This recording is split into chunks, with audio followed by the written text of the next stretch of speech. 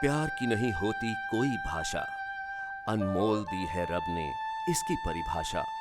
हर कोई अपनी जिंदगी में बहुत कुछ सीखता है, बहुत कुछ पाता है और बहुत कुछ खोता भी है। पर सबसे अहम और अनमोल चीज जो हमें अपने जीवन में मिलती है तो वो है किसी का प्यार, जिसे हम हमेशा अपने पास संजो कर रखना चाहते हैं और उसको कभी खोना नहीं चाहते। पर हमने क्या कभी सोचा कि कोई ऐसा भी है जो हम पर सिर्फ प्यार लुटाता है पर बदले में कुछ नहीं चाहता। हमें ऐसा सच्चा प्यार देने वाला है हमारा दोस्त, हमारा यार, हमारा भगवान। तो आइए आज हम जानेंगे प्रसिद्ध गायक रमन दीवान जी से कुछ ऐसी ही प्यार भरी मुलाकातों के बारे में। जय माता दी। मैं रमन दीवान महामाई का गुणगान करता हूँ, जागरण करता हूँ। आप अक्सर मुझे दिव्य चैनल के माध्यम से सुनते हैं। मैं दिव्य चैनल के सभी श्रोताओं को जय माता दी कहता हूँ। तेरे आए नराते मां होण जगराते, तेरे आए नराते मां होण जगराते, अस्सी चढ़ के चढ़ाइया तेरे दर ते, चढ़ के चढ़ाइया तेरे दर ते, मंगने आना है मातू नी पार लगाउण ते दासी किने लगाना है।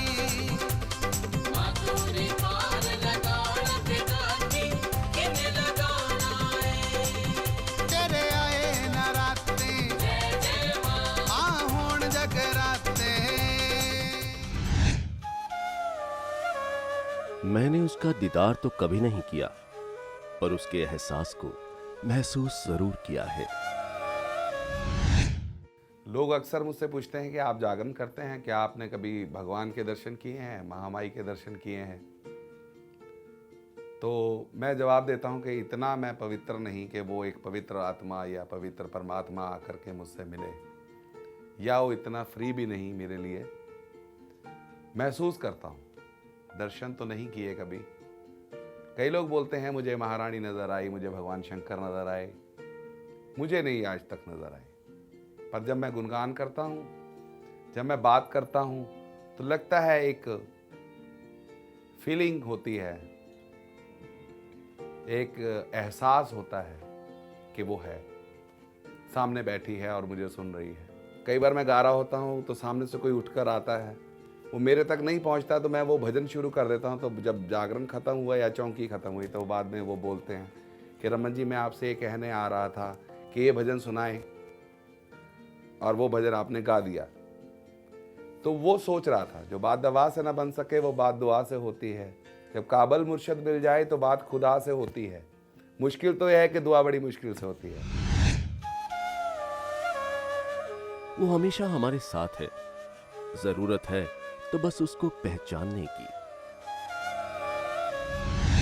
तुम ही हो माता पिता, तुम ही हो बंधु सखा, तुम ही हो।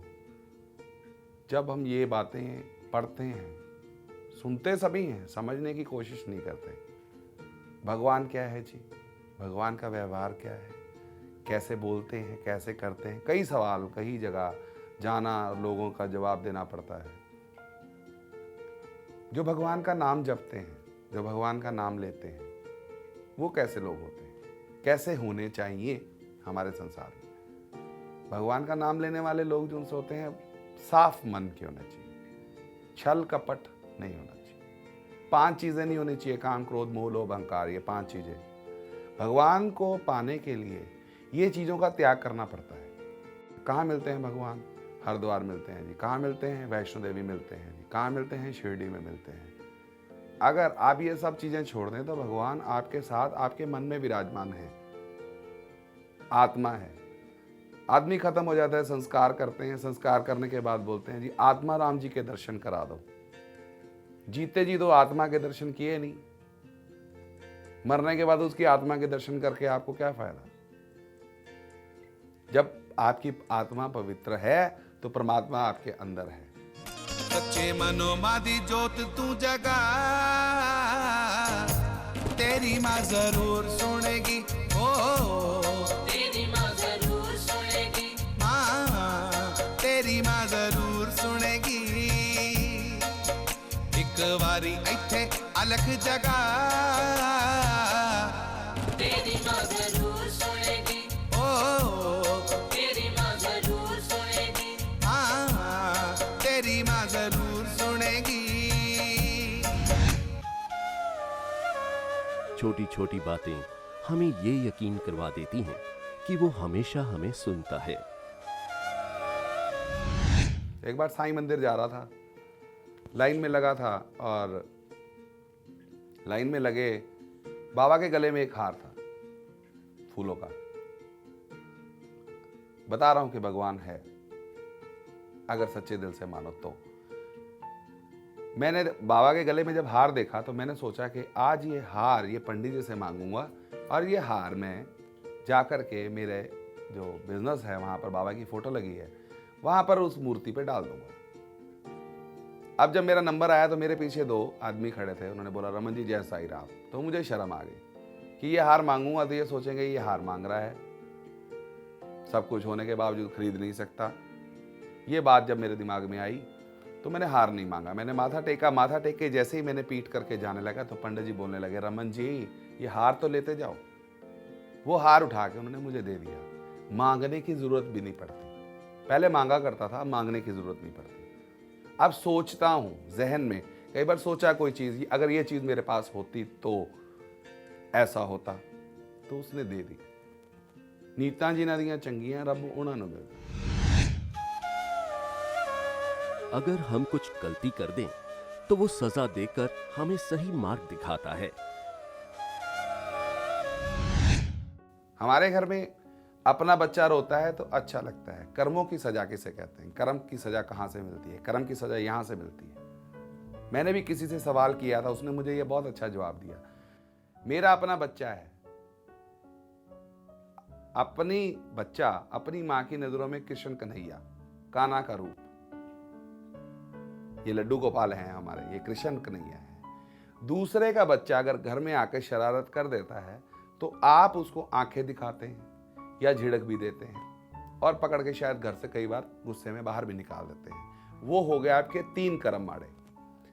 अब उसकी सजा इतनी भारी तो आपको मिलनी नहीं चाहिए कि आप उसको महसूस करें कि भी एक्सीडेंट हो गया या परमात्मा ने आपको कोई बॉडी बीमारी लगा दी।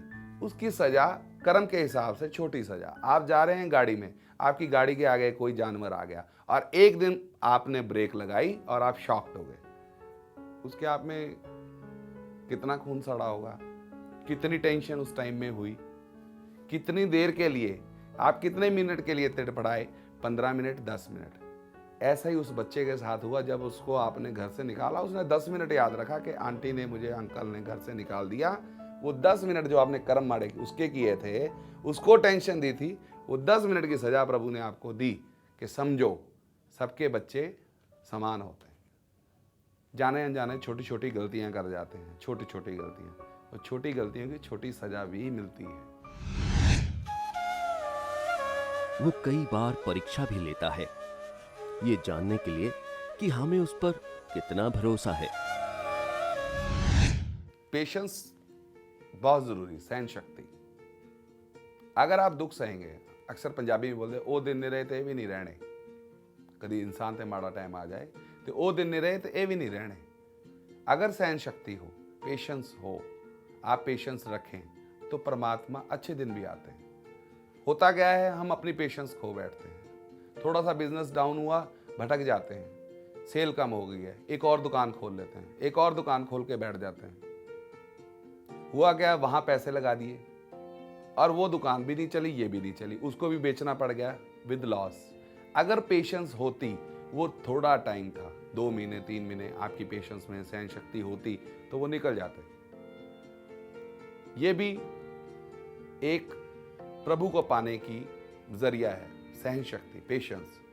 प्रभु को पेशेंस से ही पाया जा सकता है। हम रोज आते हैं, हम हर रोज वहाँ लंगर लगाते हैं, हम वहाँ हर रोज जल चढ़ाते हैं, हम वहाँ हर रोज पैसे दे के आते हैं, पता नहीं प्रभु हमारी तरफ कृपा नहीं करते, समय नहीं। जब आपका सही समय आएगा तभी वो प्रभु कृपा करेगा। आप अपना कर्म करते रहें, फल की इच्छा मत रखें। दर दर दूर दूर एवे पे आ घुमदा, पता नहीं तू किदे किदे कदमां नूं चुमदा। दर दर दूर दूर एवे पे आ घुमदा, पता नहीं तू किदे किदे कदमां नूं चुमदा। एक वारी इत्थे अलख जगा, तेरी माँ जरूर सोएगी, ओ तेरी माँ जरूर सोएगी, हाँ तेरी माँ जरूर सुनेगी।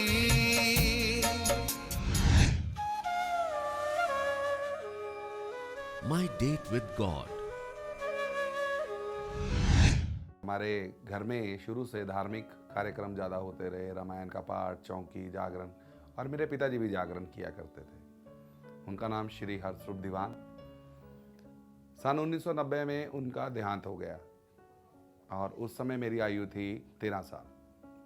समय बीतता गया, कई लोगों के साथ मैंने जागरण पे जाना शुरू कर दिया और महारानी की कृपा बनती गई। एक दिन अपना ग्रुप बना लिया, अपना ग्रुप बना के भी जागरण करता रहा। गाड़ी भी है, कोठी भी है, पैसा भी है, सब कुछ मिल गया। उस महारानी से मांगता था, उसका गुणगान करता था। मैंने जाने अनजाने बोल दिया कि अब जागरण करने की ज़रूरत क्या है। तो मैंने माथा टेक दिया, हे महारानी अब जागरण नहीं मैं कर सकता। कौन रात को जागे और दिन में सारा दिन खराब चला जाता है। अब दिन खराब लगने शुरू हुए कि भाई ये नाम जपने से दिन खराब होते हैं। मैंने बोल दिया। अगले दिन मेरा एक कैटरिंग का काम था, बहुत अच्छा काम चल रहा था।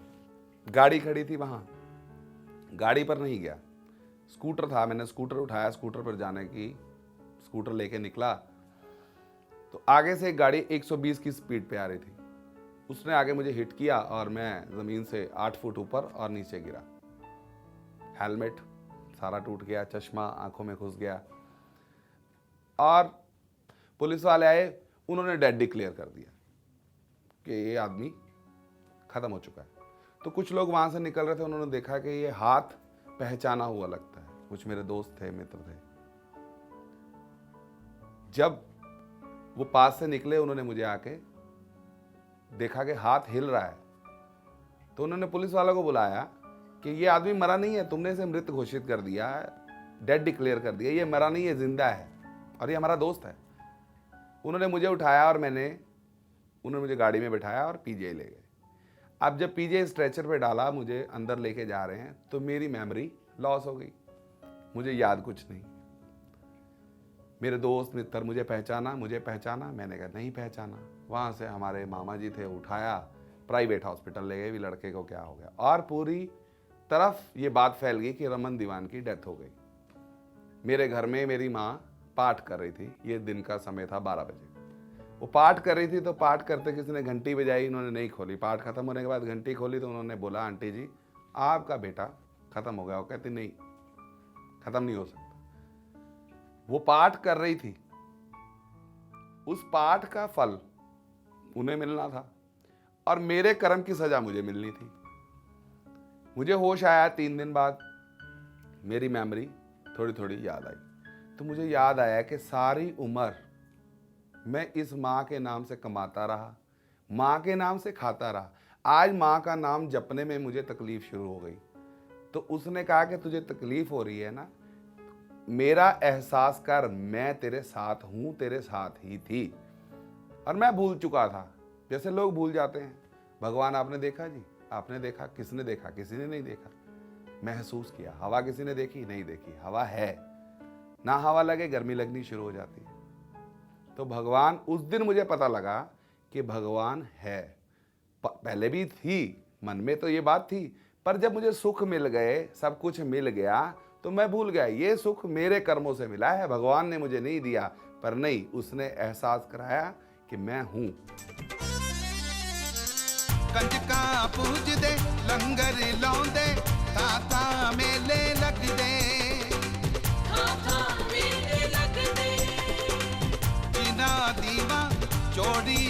दी तरले मिनता कर दे तरले विनता कर दे तेरे दर ते बैठ के माए तेरे दर ते बैठ के माए हाल सुनाना है मातूरी पार लगाना ते दाती किने लगाना है मातू नी पार लगाउण ते दाती किने लगाना है तेरे आए न राते जय जय मां आ होण जगराते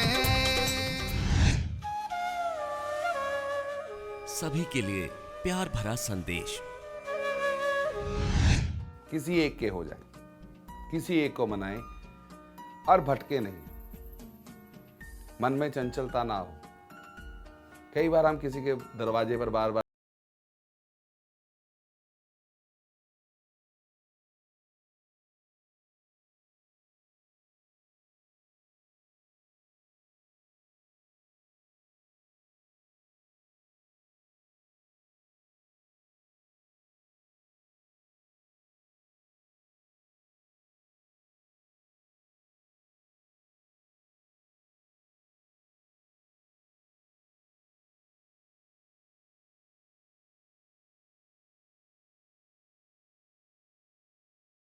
धर्मराज बोलता, चलिए महाराज आपका समय हो गया। बोले, ऐसे कैसे हो गया समय? बड़ी मुश्किल से सारी उम्र पैसा जोड़ता रहा और 5 करोड़ रुपया जोड़ लिया। अब कल सुबह से मैंने खर्च करना है और तू मुझे कह रहा चल। धर्मराज कहता, नहीं अब आपका समय आ गया, अब आपको जाना पड़ेगा। कहता, नहीं मैं नहीं जाऊंगा। वो कहता, आपको जाना पड़ेगा। फिर उसने धर्मराज को लालच दिया कि ऐसे है कि तू मेरे से 2.5 करोड़ ले ले, मुझे छोड़ दे 2 दिन के लिए। नहीं छोड़ा। वो कहता, नहीं समय आ गया, जाना पड़ेगा। वो कहता, 5 करोड़ ले ले, 1 दिन के लिए तो छोड़ दे। बोला नहीं। बोला फिर ऐसे एक मैसेज तो करने दे। तो उसने एक SMS किया सब अपने दोस्तों को कि ये सारी उम्र पैसा जोड़ता रहा, किसी काम नहीं आया। जब खर्च करने का समय आया, समझ आई तो ऊपर की तैयारी हो गई।